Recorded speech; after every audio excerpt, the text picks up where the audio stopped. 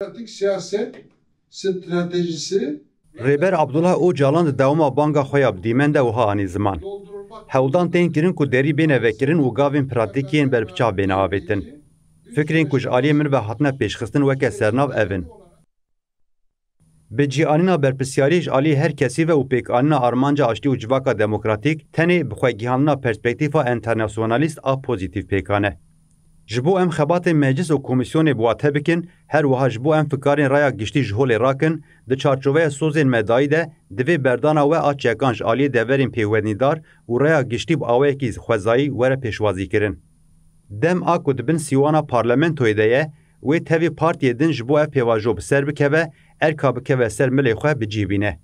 Divê naberê de ji bo mijara azadiya min ku weke şert di hemû metnên biryaran de hatiye diyarkirin dibêjim, hûn dizanin ku min ti carî azadiya xwe a şexsî nekiriye pirsgirêk. Ve sözümüzün gereğini karşılayacak şekilde silahların bırakılmasını Di dawiya banga xwe de rêber apo wiha anî ziman. Ne biçek lê baweriya me bi siyaset û aştiya civakê tê û ez bang li we dikim ku hûn vê rêgezê pratîze bikin.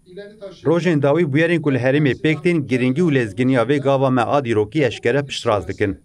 Têkildarî vê pêvajoyê ez bi kelecan li benda her cura rexne pêşniyar û piştgiriya we me.